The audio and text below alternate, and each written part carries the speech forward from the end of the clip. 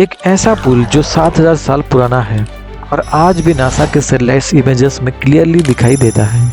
India और श्रीलंका के बीच समंदर के ऊपर एक स्ट्रेट लाइन जैसा स्ट्रक्चर, क्या ये वही राम सेतु है जिसका जिक्र रामायण में मिलता है? अगर हाँ, तो क्या इसका मतलब है कि हमारी माइथोलॉजी एक्चुअली हिस्ट्री थी? चैनल को सब्सक्राइब करो क्योंकि आज हम डिकोड करेंगे क्या राम सेतु सच में मैन मेड थी, और अगर हाँ तो कैसे। राम सेतु का पहला जिक्र मिलता है वाल्मीकि रामायण में। जब राम, लक्ष्मण और वानर सेना लंका पहुंचने के लिए समुद्र पार करने की सोच रहे थे, तब नल और नील ने एक पुल बनाया जो सेतु बंधन के नाम से जाना गया। रामायण के हिसाब से ये ब्रिज पत्थरों से बनाया गया था और पत्थर पानी में तैरते थे, और ये कोई एक ग्रंथ में नहीं, स्कंद पुराण, विष्णु पुराण और अगस्त्य संहिता में भी इसका जिक्र मिलता है।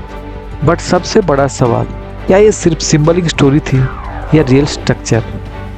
2002 में नासा के एक अर्थ ऑब्जर्वेशन सैटेलाइट ने एक इमेज रिलीज किया। इसमें क्लियरली एक लीनियर स्ट्रक्चर दिखाई दिया। इंडिया के रामेश्वरम से लंका के मन्नार आइलैंड तक ये 30 किलोमीटर लंबा सलाऊ अंडर वाटर स्ट्रेच था, जो ऑलमोस्ट एक स्ट्रेट ब्रिज जैसा दिखाई दे रहा था। नासा ने इसे पहले नेचुरल फॉर्मेशन कहा, लेकिन कई साइंटिस्ट ने ऑब्जर्व किया कि ये स्ट्रक्चर यूनिफॉर्म विड्थ का है, एलिवेटेड है सी बेड से, और इसमें mixed material like sandstone, coral और फ्लोटिंग स्टोन भी मिले। इंडियन रिमोट सेंसिंग सैटेलाइट ने भी कंफर्म किया ये स्ट्रक्चर मैन लगता है। तो क्या सच में किसी ने 7000 साल पहले ये ब्रिज बनाया था?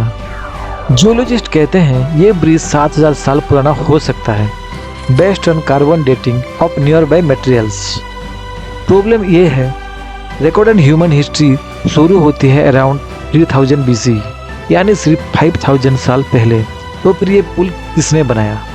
अगर वानर सेना का कहानी सच है, तो क्या एंशिएंट इंडियंस के पास ऐसी इंजीनियरिंग कैपेबिलिटी थी?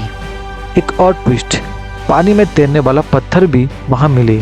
बहुत लोग कहते हैं कि ये प्यूमाई स्टोन है जो वोल्केनिक एक्टिविटी से बनता है और हल्का होने की वजह से पानी में तैरता है, लेकिन रामेश्वरम एरिया में कोई भी वोल्केनिक रीजन नहीं है। साइंस अभी भी क्लियरली एक्सप्लेन नहीं कर पा रहा कि इतना प्रिसाइज स्ट्रक्चर किसने बनाया और कैसे। इस थ्योरी को सपोर्ट करने वाले हिस्टोरियन मानते हैं कि भारत में advance civil engineering thousands of year पहले से ही थी। धोलावीरा जैसे plan city, iron pillar of Delhi rust proof है, या फिर टेम्पल्स जिनके स्टोन्स इतनी प्रिसाइजली कट हैं कि लेजर लगते हैं। तो क्या हो सकता है कि राम सेतु भी एक ऐसी ही एंशिएंट मेगा इंजीनियरिंग एग्जाम्पल हो?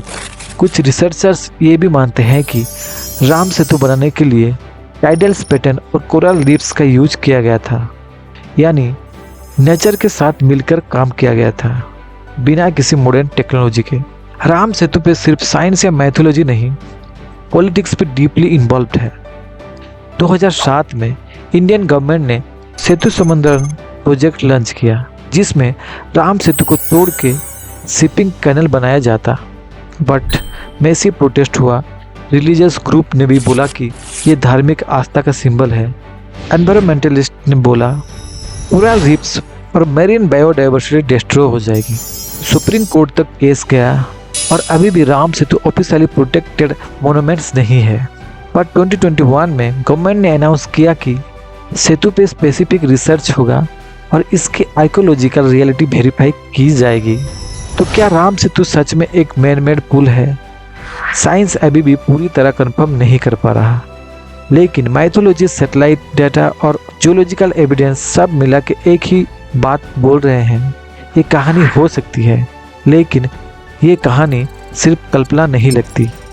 शायद हमें अपनी हिस्ट्री दोबारा लिखने की ज़रूरत है और उन एंशिएंट लोगों को समझने की जिनके पास आज से भी आगे की सोच थी।